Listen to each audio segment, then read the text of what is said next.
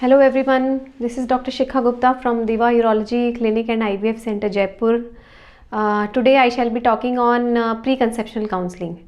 बहुत commonly आजकल couples मेरे पास आते हैं for pre-conceptional counseling. It's a good thing, ऐसा करना चाहिए. आप जब प्रेगनेंसी प्लान करने वाले हैं तो आपको डॉक्टर से मिलकर ज़रूर जानना चाहिए कि आप प्रेगनेंसी प्लान करने के लिए फ़िट हैं कि नहीं हैं, और should we go for pregnancy planning, क्या अभी कुछ प्रॉब्लम्स हैं हमारे शरीर में जिनको हमें करेक्शन करना चाहिए. और थर्ड थिंग इज़ कि प्रेगनेंसी हो जाती है तो इनिशियल प्रेगनेंसी केयर और इनिशियली डॉक्टर के पास कब जाके विज़िट करना चाहिए. तो जब भी पेशेंट हमारे पास आते हैं तो हमारे लिए फ़ीमेल की मेंस्ट्रुअल हिस्ट्री इंपॉर्टेंट होती है, मतलब उसके पीरियड्स रेगुलर हैं कि नहीं है ये इंपॉर्टेंट होता है. और मेल्स को कोई हैबिट्स हैं कि नहीं है, मतलब स्मोकिंग ड्रिंकिंग, ये मेन एम्फेसिस होता है इन सब चीज़ों पे कि मेल्स में कोई स्मोकिंग ड्रिंकिंग या टबैको च्यूइंग की हैबिट्स तो नहीं है. दो आजकल हम लोग फ़ीमेल से भी पूछते हैं क्योंकि फ़ीमेल्स में भी अभी पहले के कंपैरिजन में स्मोकिंग और अल्कोहल इंटेक बढ़ गया है. तो हमारी एडवाइस पेशेंट्स को ये रहती है कि अगर आपका इस तरह का कोई कंजम्पशन है तो वो आप बंद कर दीजिए. सेकेंड, हम ये चेक करते हैं कि पेशेंट को कोई ओव्यूलेटरी डिसऑर्डर, मतलब फीमेल को कोई बीज बनने संबंधित कोई दिक्कत या हस्बैंड को कोई सीमेन संबंधित दिक्कत तो नहीं है. एक्चुअली ये मैं पेशेंट के ऊपर छोड़ देती हूँ. मैं उनसे पहले पूछती हूँ कि अगर मुझे एक बार पेशेंट से बात करने पर ऐसा लगता है कि इन लोगों में कोई प्रॉब्लम होने की संभावना नहीं है तो मैं उन्हीं से पूछती हूँ कि क्या आप चाहते हैं कि मैं आप लोगों को फर्टिलिटी पॉइंट ऑफ व्यू से चेक करूँ. तो अगर वो लोग हाँ बोलते हैं तो फिर मैं उन्हें चेक करती हूँ. बट ऐसा अगर देखा जाए तो मेरी एडवाइस यही है कि अगर आप प्री कंसेप्शनल काउंसलिंग के लिए जा रहे हैं तो फीमेल्स को एटलीस्ट अपना सोनोग्राफी एटलीस्ट करवाना चाहिए, क्योंकि कई बार अनएक्सपेक्टेड प्रॉब्लम्स निकलती हैं.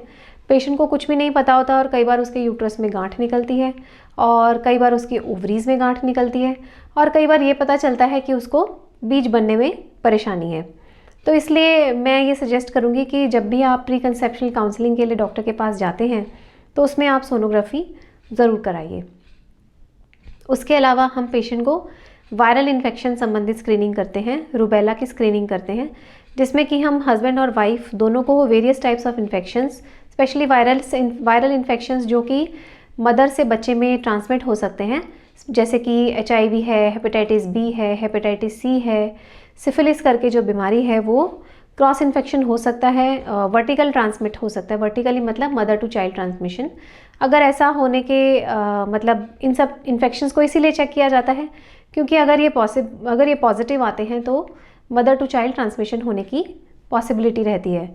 तो आइडियली ये सब इन्फेक्शंस के लिए टेस्टिंग होनी चाहिए और इनको रूल आउट करवा देना चाहिए. Third thing is hormonal test. Screening करी जाती है क्योंकि अगर स्क्रीन में हमें कुछ पता चलता है और उसका ट्रीटमेंट हम स्टार्ट करते हैं तो मदर और जो आने वाला बच्चा है उन सब के लिए अच्छा रहता है, जिसमें कॉमनली हम पेशेंट का हीमोग्लोबिन कराते हैं उसकी ओवरऑल हेल्थ देखने के लिए, और दूसरा हम पेशेंट का थायराइड करवाते हैं.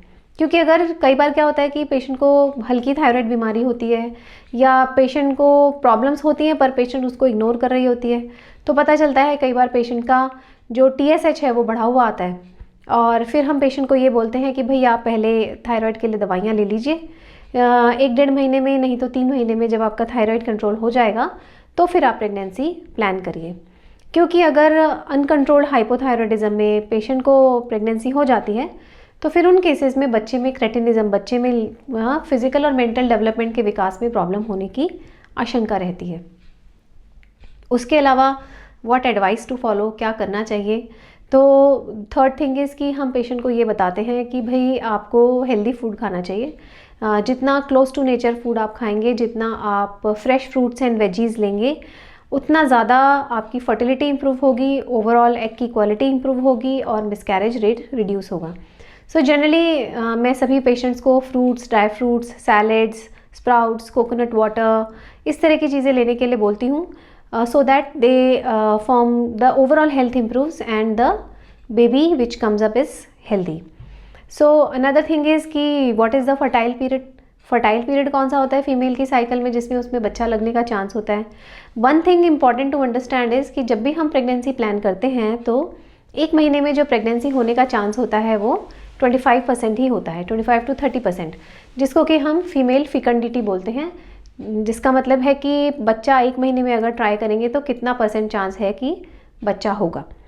तो जो फीमेल का फर्टाइल पीरियड होता है वो जनरली पीरियड का 10th to 18th डे होता है, जो कि जनरली उन पेशेंट्स के लिए लागू होता है जिनका साइकिल 28 to 30 डेज़ का है।